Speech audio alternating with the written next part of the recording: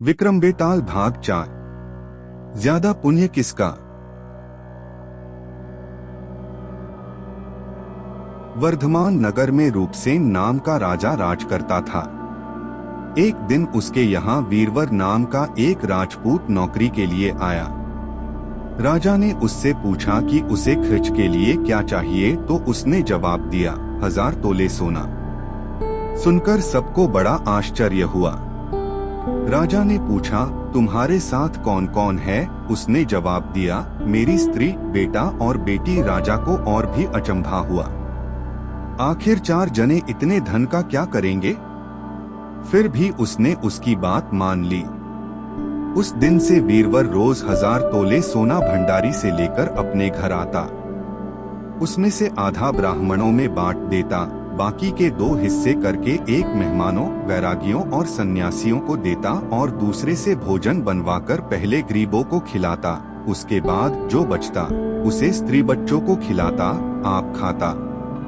काम यह था कि शाम होते ही ढाल तलवार लेकर राज के पलंग की चौकीदारी करता। राजा को जब कभी रात को जरूरत होती वह हाजिर रहता। एक आधी रात के समय राजा को मरघट की ओर से किसी के रोने की आवाज आई। उसने वीरवर को पुकारा तो वहां आ गया। राजा ने कहा, जाओ पता लगाकर आओ कि इतनी रात गए यह कौन रो रहा है और क्यों रो रहा है। वीरवर तत्काल वहां से चल दिया।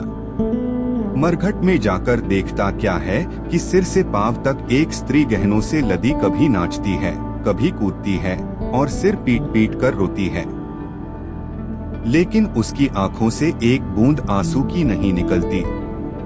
वीरवर ने पूछा, तुम कौन हो, क्यों रोती हो? उसने कहा, मैं राजलक्ष्मी हूँ। रोती इसलिए हूँ कि राजा विक्रम के घर में खोटे काम होते हैं, इसलिए वहाँ दरिद्रता का डेरा पड़ने वाला है।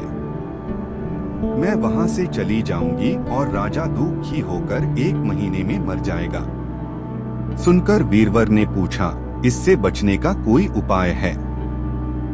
स्त्री बोली, हाँ है।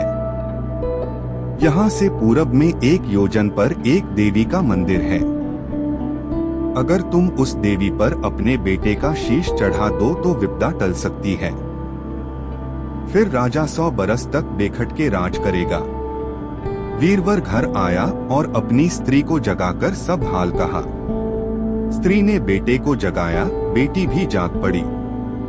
जब बालक ने बात सुनी तो वह खुश होकर बोला, आप मेरा शीश काटकर जरूर चढ़ा दें। एक तो आपकी आज्ञा, दूसरे स्वामी का काम, तीसरे यह देह देवता पर चढ़े, इससे बढ़कर बात और क्या होगी। आप जल्दी करें। वीरवर ने अपनी स्त्री से कहा, अब तुम बताओ। स्त्री बोली, स्त्री का धर्म पति की सेवा करने में है। निदान 4 जने देवी के मंदिर में पहुँचे। वीरवर ने हाथ जोड़कर कहा, हे देवी, मैं अपने बेटे की बलि देता हूँ।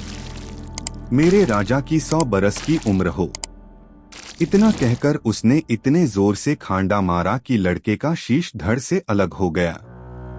भाई का यह हाल देखकर बहन ने भी खांडे से अपना सिर अलग कर डाला।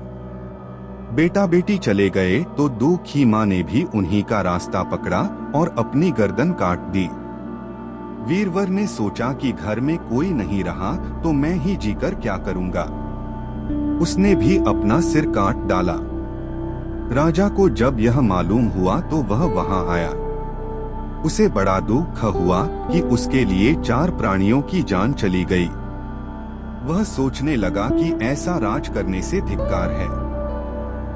यह सोच उसने तलवार उठा ली और जैसे ही अपना सिर काटने को हुआ कि देवी ने प्रकट होकर उसका हाथ पकड़ लिया।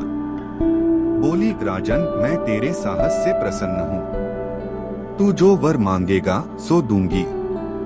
राजा ने कहा, देवी तुम प्रसन्न हो तो इन 4 को जिला दो। देवी ने अमृत छिड़ककर उन 4 को फिर से जिला दिया। इतना कहकर बेताल बोला, राजा बताओ सबसे ज्यादा पुण्य किसका हुआ? राजा बोला, राजा का। बेताल ने पूछा, क्यों? राजा ने कहा, इसलिए कि स्वामी के लिए चाकर का प्राण देना धर्म है, लेकिन चाकर के लिए राजा का राजपाट को छोड़ जान को तिनके के समान समझकर देने को तैयार हो जाना बहुत बड़ी बात है। यह सुन बेताल गायब हो गया और पेड़ पर जा लटका। बेचारा राजा दौड़ा दौड़ा वहां पहुंचा और उसे फिर पकड़कर लाया तो बोताल ने चौथी कहानी कही। इसे भी हम इसी चैनल की अगली वीडियो विक्रम बेताल भाग 5 में देखेंगे। धन्यवाद। स्वस्थ रहिए, मस्त रहिए तथा विक्रम बेताल की कथा का आनंद लेते रहिए। डिस्क्रिप्शन में इसी प्रकार की विभिन्न विषयों की प्लेलिस्ट दी गई है, जहां से प्रेरणादायी, शिक्षाप्रद व मनोरंजक वीडियो का भी आनंद लीजिए और अपने करीबीजनों को शेयर भी कीजिए। इन्हीं शुभकामनाओं के साथ पुनः मिलते हैं यूनिवर्सल हीलिंग बाय यूएसडी पर। पहली बार इस चैनल में आए हों और वीडियो देख रहे हों तो लाइक व सब्सक्राइब कीजिए और बेल आइकॉन प्रेस करना न भूलिए ताकि अगले वीडियो की नोटिफिकेशन मिल सके। पुनः आप सभी दिव्य आत्माओं को बहुत बहुत धन्यवाद। अपना आशीर्वाद बनाए रखें।